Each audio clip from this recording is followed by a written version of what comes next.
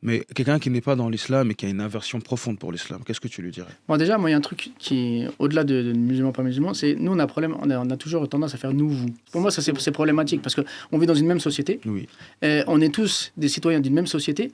Donc, si on est dans une vision nous, vous, t'es dans une vision, on est au Moyen-Âge, c'est les croisades, c'est-à-dire, là, on n'est pas dans cette vision-là. En fait, le monde tel qu'il est aujourd'hui, qui est mondialisé, où toutes les sociétés vivent quasiment de la même manière, où tout le monde peut, en 1 heure, tu peux te retrouver dans tel pays, en 5 heures dans tel autre pays. En fait, tout est facilité, l'échange, il est facilité. Totalement. Tu vois. Donc, le fait de dire nous, vous, déjà, tu mets une barrière. C'est-à-dire, on est citoyens de la même société, on vit les mêmes problématiques, on vit les mêmes difficultés. Quand il y a une crise économique, on est tous concernés. Quand il y a des problèmes sociaux, on est tous concernés, etc. etc. Donc, déjà, la première chose, c'est aux musulmans d'arrêter d'être dans la logique du nous-vous, et à ceux qui ne sont pas musulmans d'arrêter dans la logique du nous-vous. Ça veut dire, et de se poser la question, moi, en tant que musulman, en quoi est-ce que je suis différent de l'autre?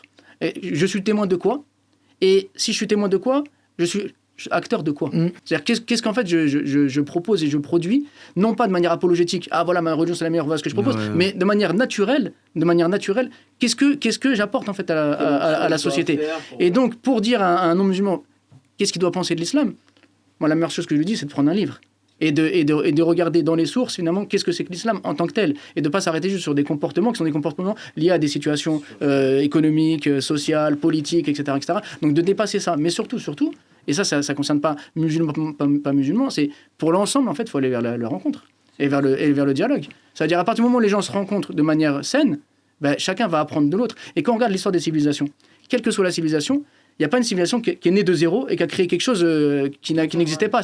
Chaque civilisation s'est appuyée sur ce qui existait chez les autres. Et chacun s'est enrichi de l'autre. Donc, en fait, toutes les civilisations, que ce soit la civilisation européenne, la civilisation islamique, etc., elle a pris de ce qui existait, et elle l'a bonifié, elle l'a amélioré. Donc ça montre que quand il y a de la rencontre, tu crées quelque chose. Quand il y a de la rupture, bah, tu es dans le chaos et tu stagnes. Les gars, faut faire des barbecues. Il y a que la nourriture qui réunit les gens. Bien sûr, mais bien sûr.